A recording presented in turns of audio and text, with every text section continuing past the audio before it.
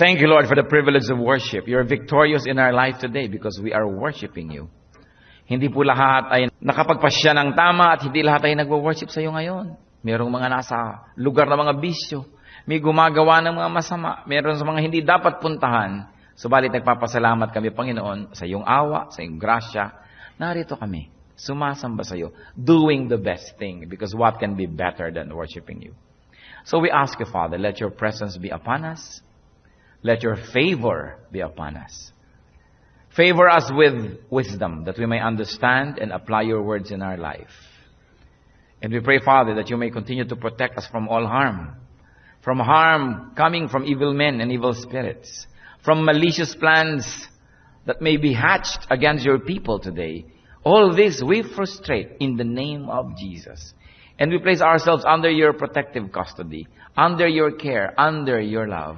Lord, you are our fortress, the tower we run to. And we ask you, protect us from harm coming from the outside and from that which comes from within our heart. Lead us unto greater godliness. Be our speaker. Restore us, Father. Forgive us our sins. And may your name be glorified in our midst. Lift us up to another level of spirituality where we can understand you more and be more like your Son, Jesus.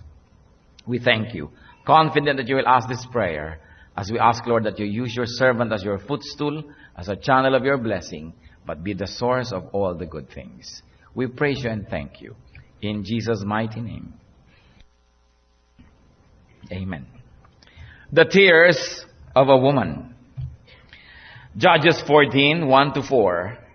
Fully grown na po itong si Samson. Isa na siyang binata and apparently marriageable. Samson went down to Timnah and saw there a young Philistine woman. When he returned, he said to his father and mother, I have seen a Philistine woman in Timnah. Now get her for me as my wife. His father and mother replied, Isn't there an acceptable woman among your relatives or among all our people? Must you go to the uncircumcised Philistines to get a wife? But Samson said to his father, Get her for me. She is the right one for me. His parents did not know that this was from the Lord, who was seeking an occasion to confront the Philistines. For at that time, they were ruling over Israel. And may the Lord bless us as we journey through this colorful life of Samson. So Samson, the hero to be, grew to be a man. Saw a Philistine woman and asked his parents to get her for his bride. Ito ang kaugalian noon na ang mga magulang ang kumakausap sa mga magulang ng babae at sila ang nakikipagkasundo para sa kasalan. The parents objected because the woman was pagan. Bawal na bawal yun. Sabi sa Deuteronomy 7:1 and 3 at iba pa mga verses actually, when the Lord your God brings you into the land you are entering to possess and drives out before you many nations, the Hittites, Girgashites, Amorites, Canaanites, and Perizzites, Hivites, and Jebusites, 7 nations larger and stronger than you, do not intermarry with them. Do not give your daughters to their sons or take their daughters for your sons. At inulit pa ito sa Exodus chapter 34, Judges chapter 3, etc. But Samson insisted. Nagtaka ang mga magulang. Kinakapos ba ng kababaihan ng ating bayan para ikaw'y humanap pa ng mapapangasawa doon sa lahi ng mga kalaban natin? Pero sabi ni Samson, siya ang nararapat para sa akin. And this statement that says, she's the right one for me, the Hebrew equivalent is, he did as he saw fit. Siya ang nasunod, and this was going to be a recurrent theme in the life of Samson. Siya ang nasusunod sa buhay niya, at hindi yung sinasabi ng mga magulang o sinasabi ng kanilang kaugalian. But unknown to his parents and to himself, that impulse to marry this foreign woman was from the Lord. Ang Panginoon pala ang nagtanim sa puso ni Samson na hangarin na mapangasawa itong babaeng ito. Dahil may plano ang Diyos. Balak niyang guluhin ang relasyon ng mga Israelites at mga Philistines sa pamamagitan ng kasalan na ito.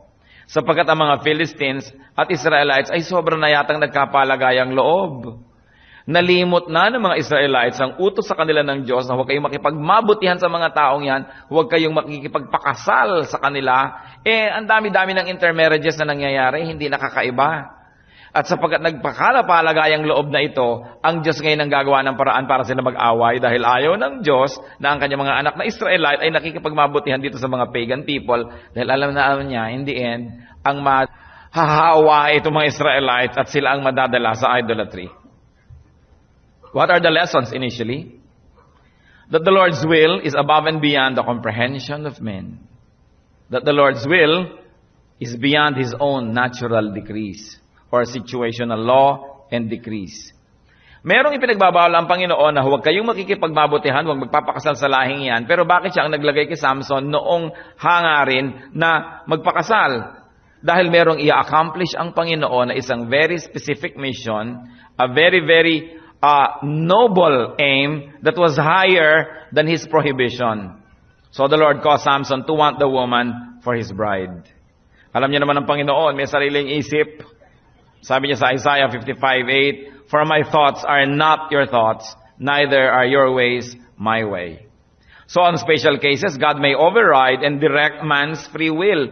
And God may even, on some occasions, contradict Himself. And why not? Siya naman yung Diyos. Nakita po natin dito, ipinagbabawal yung mag-asawa yung mga Israelites with this lahi. Pero siya pa ang naglagay kay Samson ng pagkahangad na mapangasawa yung babaeng yun. Kasi may mas mataas siyang layunin. Alam natin na yung mga spies ng Israel nung lumipat sa kabilang lupain, pinahahabol ng hari, itinago nitong isang babae. Nagsinungaling pa nga yung babae sa sarili niyang mga kababayan. Wala rito. Samantalang tinabunan niya ng mga kung ano para huwag makita. Anong nakita natin? Pinagpalapan ng Diyos yung babae. Yung mga kamadrona na mga Hebrew women, tinawag ng Pharaoh. Yung mga kababayan nyo, sobrang dami na ang inianak. Nakakatakot na kayo, overpopulated na kayo, baka nyo kami labanan. So pag kami kababayan kayo ng anak ng lalaki, patayin nyo, ha? Opo, sabi ng mga kamadrona. Hindi naman sinunod, ang dami parang ipinanganak na lalaki at nabuhay. Ipinatawag ng Pharaoh. Akala ko may usapan tayong papatayin nyo yung mga bata pag lalaki, ano't di nyo pinapatay? Sabi ng mga kamadrona, kasi malulusog ang mga babaeng Israelite. Pagdating namin, nagja-jack and point na ang mga tang ipinanganak. Ipanganak na, buhay na, paano pa namin sasabihin at pipisilid ang ilong at sasabihin, ay patay ang bata, nag-uuuha na. Nagsinungaling na naman sila. Ano na naman ang nangyari? Ang sabi sa Bible, and God blessed them. They had their own husbands and families.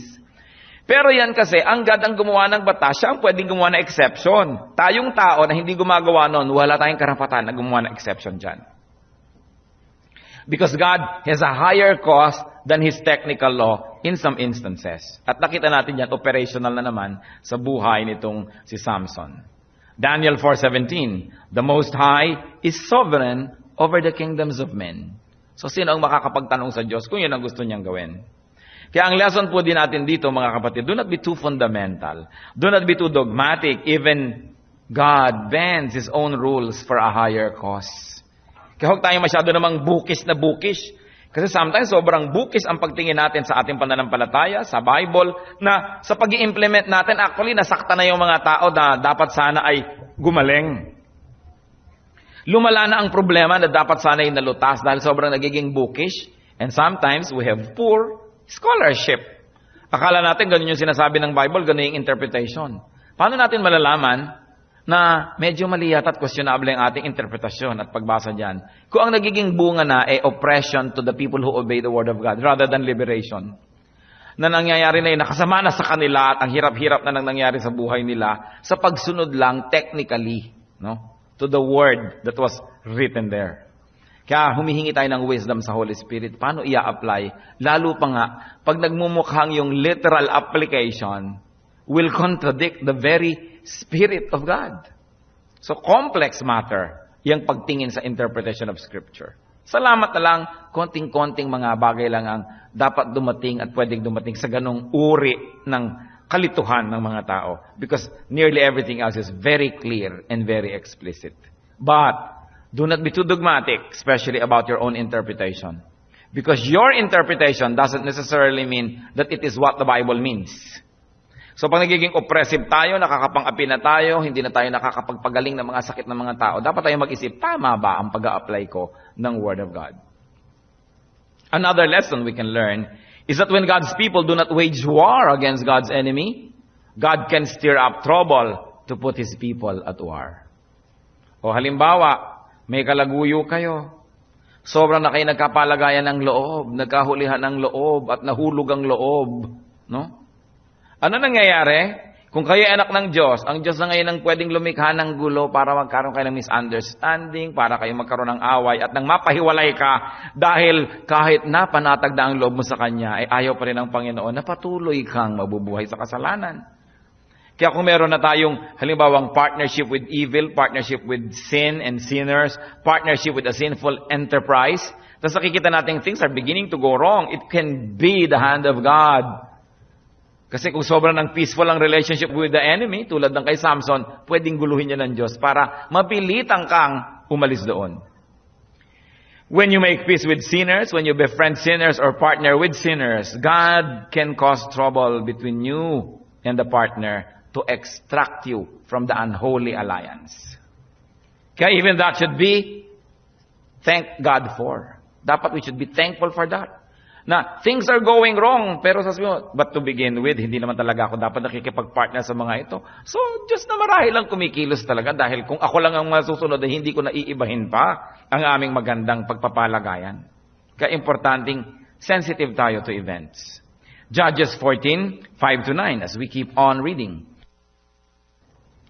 Samson went down to Timnah together with his father and mother.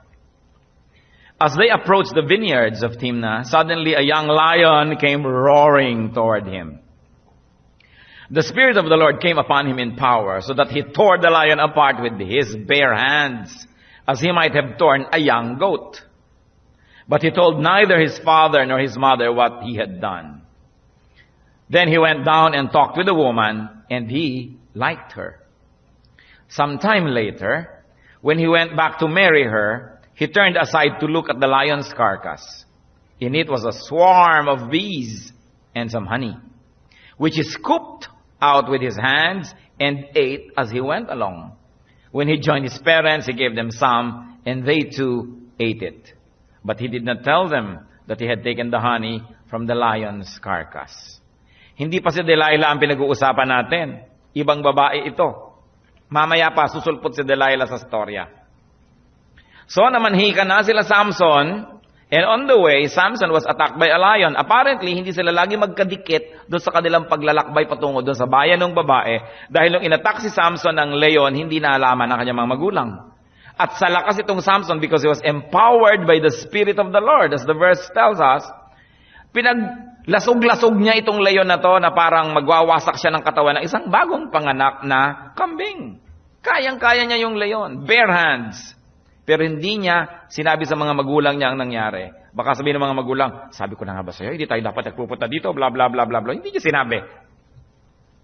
And arrangements were made for the wedding. Later on the following year, bumalik si Samson sa Timnah for the wedding details. Alam niyo, mahaba ang seremonya niya ng mga kasal-kasalan. Makikipag-usap, dadaan pa ang panahon, pagkatapos magkakaroon pa ng betrothal, kung ano-ano pa. Ngayon, sa panahon na yon, bumalik si Samson. At sabi niya, matingnan nga kung anong nangyari sa kalansay ng leon na pinagdurug-durug ko dito. Nung siya'y bumalik na, almost 1 year later.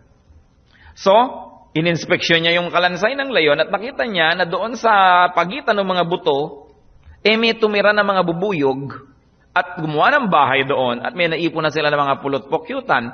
There was already honey and there was a honeycomb. So, ang ginawa nitong si Samson, kinuha niya yung honey, sinalok niya ng kamay niya mula doon sa kalansay, at kinain niya sa daan, pinapak-papak. At pagdating niya sa mga magulang, pinakain din niya, nagkain din naman ng matatanda. Sabi ko, ang tamis, ang sarap. But that was forbidden. Leviticus 11 is very clear that Samson should have not taken it because he should not have touched the skeleton of a dead animal. Siyempre, wala namang skeleton yung buhay na hayop. No? The point is, hindi niya dapat hinawakan yung bangkay na yun. Kay buto yun, kay ano yun. Bawal. Lalo pangat Nazirite siya. What lesson so far can we gather from the reading? First of all, that the Spirit of the Lord empowers humans. Hindi natalo ni Samson yung leon dahil siya ay si Samson, kundi dahil kinasihan siya ng Espiritu ng Diyos. Ang mga tunay na malalakas ay malalakas hindi dahil sa kanilang sarili, kundi dahil sa Espiritu ng Diyos. And God's Spirit enables men to transcend human limitations. Napakahalaga yung presence ng God na nakikipisa ng Espiritu ng Diyos sa taong ito, kaya sa malakas, kaya sa may nagagawa, kaya sa may na-accomplish. And of course, it is important for us to support and follow a man whom God empowers with His Spirit. Kaya sa kalabanin mo yon, kakalabanin mo ang Diyos, sumunod ka't umayon at tumulong doon sa kinakasihan ng Espiritu ng Diyos. Katulad nung panahon nila Peter, pinigil sila ng mga makapangyarihang lalaki sa kanilang bayan na mag-preach in the name of Jesus. At sabi ni Gamaliel, wag natin silang pigilin. Kasi kung ang kanilang ginagawa ay hindi galing sa Diyos, mamamatay ng kusay ang kanilang kilusan na yan. Pero kung ang ginagawa nila ay galing sa Diyos, sabi niya, tayo ngayon ang kakalaban sa Diyos mismo. Dahil kinakalaban natin yung ginagamit niyang mga taong yan. Kaya wag nating salungatin because we might find ourselves fighting God Himself. So it's important at kung tayo na may susunod, titingnan man lang natin kung sinusundan natin, sumusunod ba't empowered ba by the power of the Spirit of God? O baka naman kung anong Espiritu ang nandyan, susunod-sunod tayo. Kita niyo yung mga sumunod sa mga pinuno ng Espiritu ng alak. Ano nangyari? Kaya chinecheck natin ang lahat. Meron pa pong lesson, lalo sa mga anak. It is not good to keep dark secrets from our parents, from our elders, from our superiors. Sabi, anak, saan galing yung kinakain mong honey? Diyan lang ho. Hindi niya sinabi na kinuha niya doon sa kalansay, doon tumubo yung honey na yon. Sana napigil siya ng mga magulang niya. Kaya may naglihim din sa panahon ni Joshua ng kanyang gawang kasinungalingan. Pinaamin yon. Joshua 7:19, Joshua said to Achan, my son, tell me what you have done. Do not hide it from me. Makinig kayo, mga kapatid, lalo mga kabataan. Halos lahat ng kabataang napariwara, naglihim sa magulang. Naglihim. Nakakalimang nobyo na pala, wala pang kamalay-malay ang magulang. Kung saan-saan na pala nag-overnight, uma-absent pala sa eskwela at kung saan-saan sumusuot during the day. Hinuhubad pa ang uniform sa toilet ng mall. Magpapalit ng damit, magpapakalat-kalat at pag-uwi, isusuot na ang uniform uli. Sabi naman ng nanay, napakanit ng anak ko, hindi malang naklukot ang uniform. Paano hindi na maisunuot maghapon? No? Magla-library po ako, magaganito ako, naglilihim. Kaya mga anak, hindi dapat mapaglihim sa magulang sapagkat alam nyo, kung may problema kayo, kung meron kayong pag-ibig, kung meron kayong suliranin, sabihin nyo sa magulang nyo kasi sila ang kauna-unahan at kahuli-hulihang tutulong sa inyo mula una hanggang dulo sila. Hindi yung pag ang laki-laki na ng problema at saka palang sasabihin sa magulang, nanay, pregnant po ako. Ha? Gano'ng katagal na? 10 months na po. Hindi ko nahalata. Kung kailan huling-huli na at saka palang sasabihin. Nagda-drugs yung pala na ibenta na ang lahat. Kung ano na nangyari kada drugs, saka palang mababalitaan ng magulang. Mga anak, kung may problema kayo, kahit na sa palagay nyo magagalit ang magulang nyo, sabihin nyo. Kasi sila pa rin ang tutulong sa inyo, walang iba. At kung malalaman naman nila, 3 years from now, magagalit din yun ngayon na lang, para bukas, tapos na yung galit niya.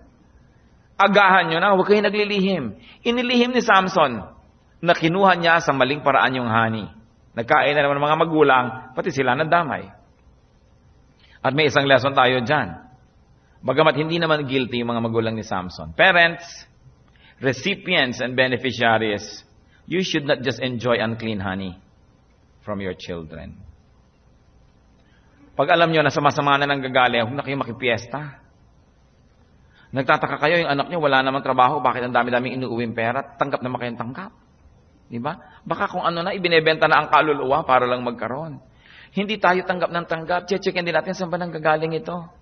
Kasi kung yung mga nagmamahal sa atin, napapariwara sa pagbibigay sa atin ng ating mga kailangan. Pero kung tinasabi natin, hindi natin kailangan yan, wag na lang, hindi valid na lang, wala tayo yan, basta maayos ang buhay mo. Titigil din sila eh. Pero pag sila na nakakitang ine-enjoy mo na yon, nahihirapan na rin yung loob nilang putulin yung supply sa'yo, napapasama na lang napapasama. Marami ako nagaganyan na nalalaman. Merong mga Filipina na mga mail order bride. No? Pupunta doon sa kung saan, halimbawa Australia. Napakasal kung kanino. Isang buwan lang pala siyang naging asawa ng pinakasalan. Pagkatapos ng isang buwan, ibinenta na kung kani-kaninong lalaki.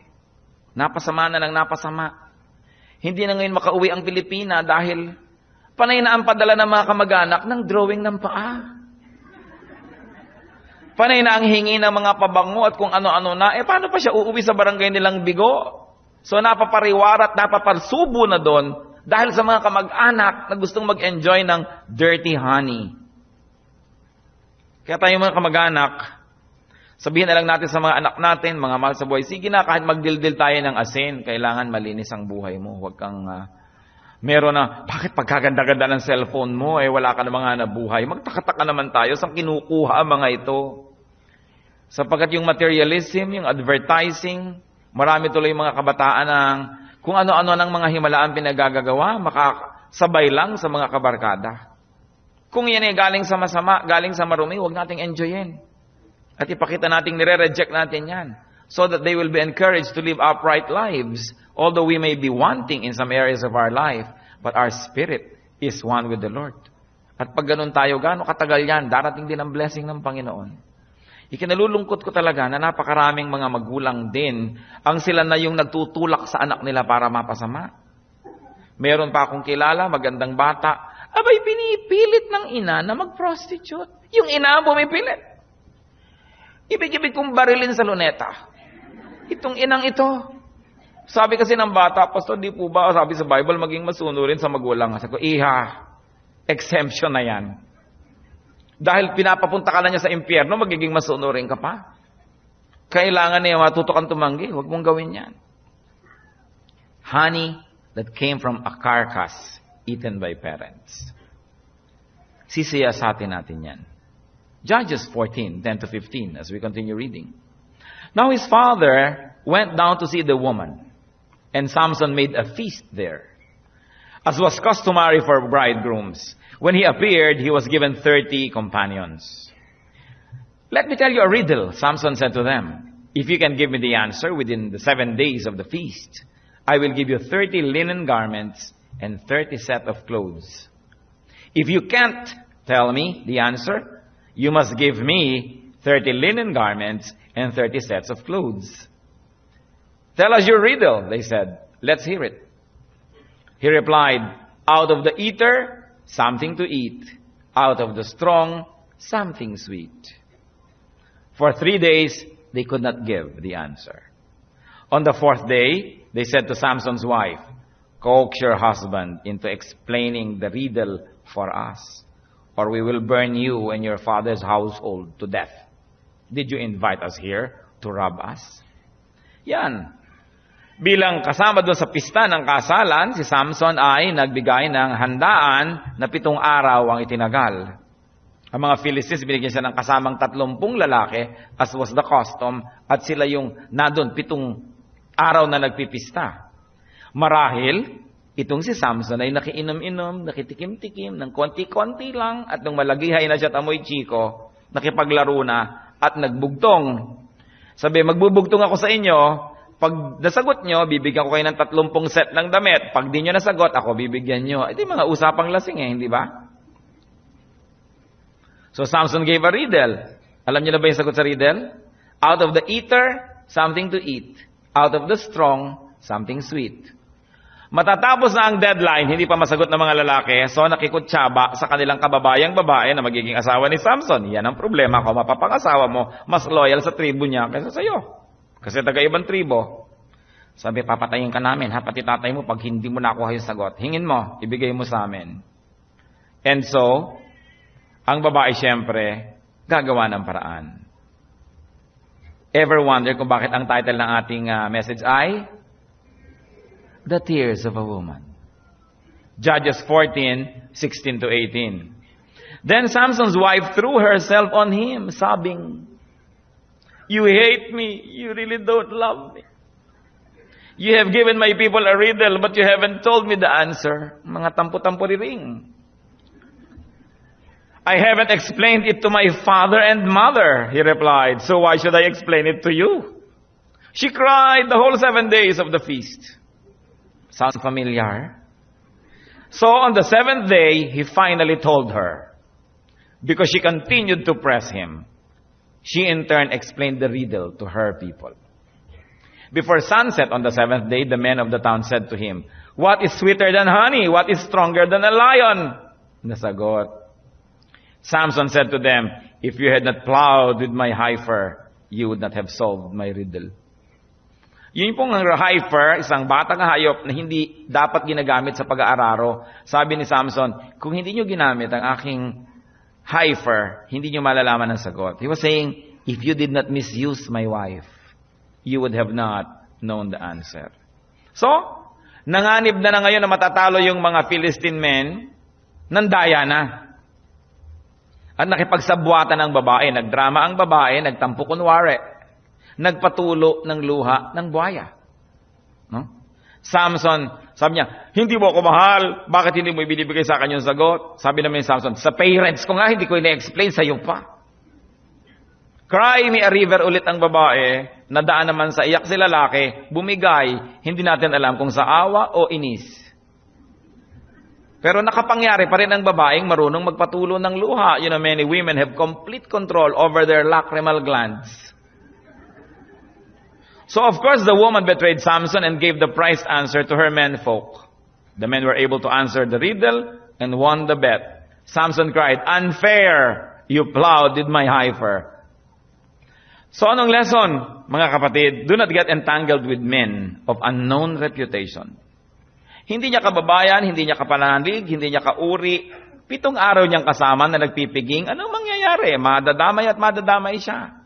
Hindi kayo pwedeng makipag-inuman sa mga tao na hindi kayo madadamay. Hindi kayo pwedeng makipagmabutihan sa kanila, makipag-party at gumimik kasama sila nang di kayo madudungisan. Because they were people of questionable integrity.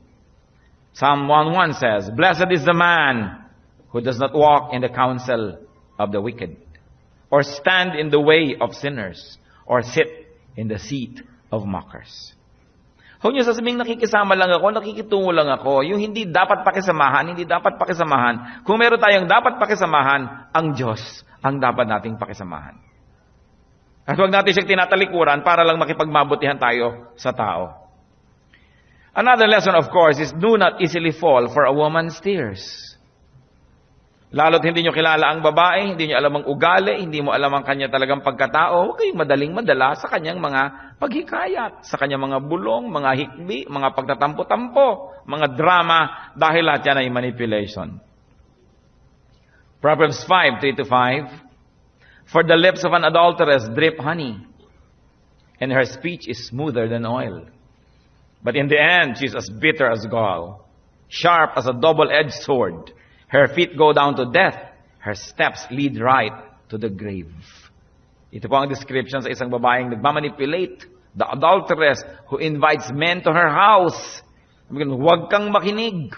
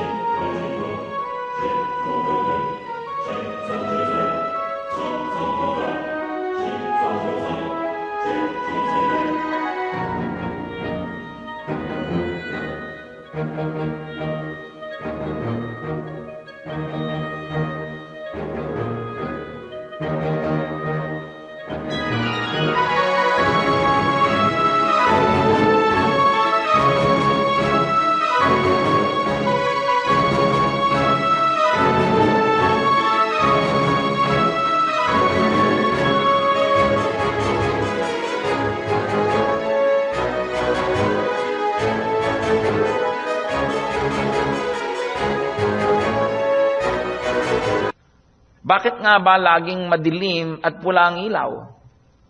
Kasi hindi mo kita mga peklat pag pula ang ilaw. Gumaganda kahit na butike pag pula ang ilaw. Subukan mong tamaan niya ng fluorescent lamp at makikita mo ang katotohanan. Kaya dapat ay huwag kang nagtitiwala dyan sa mga bubulong-bulong sa dilim.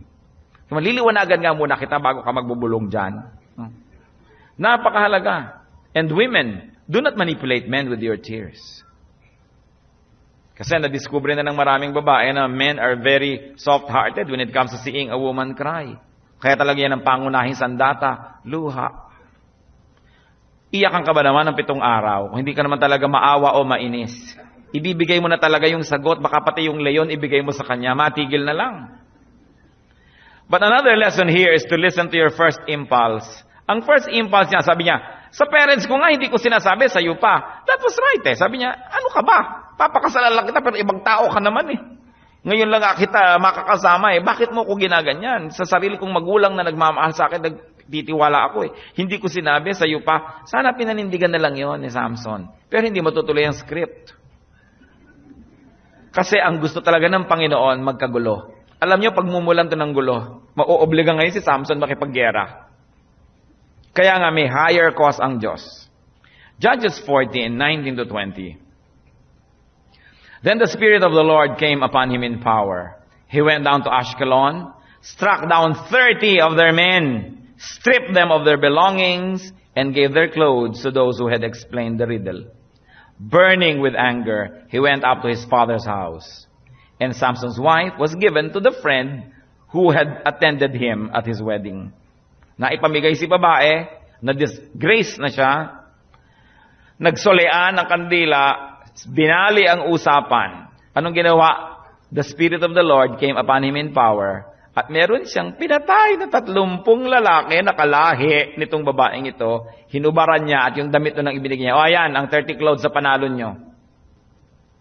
Empowered by the Spirit of God, Samson killed 30 Philistines and gave their clothing to the men. It was the start of trouble. Of course, burning with anger, he canceled the wedding and the woman was given to one of the boys. Itong babae talaga to, for the boys. No? So ang nangyari, at ang lesson natin, deceitful people reap what they sow.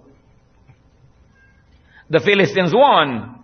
They gained 30 sets of clothing, but they lost the men who were originally wearing those clothing. So talo rin sila in the end. And then they caused one of their women to be disgraced. Yung bride-to-be naman, Samson na, naging bato pa. Everybody is a loser. And of course, among the many other things we can learn, I'll stop at this. Do not just entrust secrets to others. Huwag masyadong mapagtiwala kung sikreto. Mark 4:11. Even the secret of the kingdom of God has been given to you. But to those on the outside, everything is said in parables. So maging si Lord, yung highest and purest teachings, hindi niya ibinibigay lahat kahit kanino na lang, pinaparabol niya. Para yung mga honest, susunod-sunod sa kanya, ano po ba ibig sabihin ng parable? Ipapaliwanag ngayon niya. Yung mga nagdudunong-dunungan at mga marurunong, hindi nagpanggap na hindi nila naintindihan yung message, hindi na nila nalaman ang tunay na kahulugan. Sa Matthew 7:6, sinabi diyan, do not throw your pearls to pigs, lest they trample upon it, turn back, and attack you. Yung baboy, bigyan mo ng perlas, magagalit, dudurugin niya yung perlas, at kung pwede kanyang sugurin, susugurin kanya. Kasi sa kanya walang kwenta ang perlas. Ang gusto ng baboy ay kaning baboy. So, hindi ka nagbibigay ng matataas na bagay sa mga napakabababang utak. Hindi ka maiintindihan. Hindi ka nagtitiwala kung kanino na lamang. The Bible is full of these examples. Kailangan sinusuri kung sino ang pinagtitiwalaan. Other lessons, of course, that we can learn is that parents should not just give in to their children's ungodly whims. In this case, it's exceptional. It really had to happen because God ordained it. But in ordinary cases, dapat hindi mo sinusunod yung anak kung mali ang gusto. Katulad nun, gusto magpakasal sa ipinagbabawal ng Diyos, sinunod pa rin nila, gulo tuloy nangyari. Proverbs 22:15, folly is bound up in the heart of a child, but the rod of discipline will drive it far from him. Marami raw ng mga kahangalan na nasa bata, pero yung pamalo nyo ang maglalayo sa kanya, sa mga kahangalan na yun. Kailangan merong disiplina. And to repeat, parents should not enjoy things that children give them without checking its source. Kailangan sabihin mo na, i-encourage mo, kahit mahirap tayo, kahit hindi tayo luxurious, basta tayo matuwid. And young people are to be careful about what they feel and think is right for them, and about keeping secrets from their parents. Deception brings about evil fruits. Hosea 10:13, but you have planted wickedness, you have reaped evil, you have eaten the fruit of deception. So, nang deceive yung mga kalaban niya sa riddle, o ano nangyari, mga sarili nilang kababayan ang napatay. And it is really the Spirit of the Lord that empowers. Not by might, nor by power, but by my Spirit, says the Lord.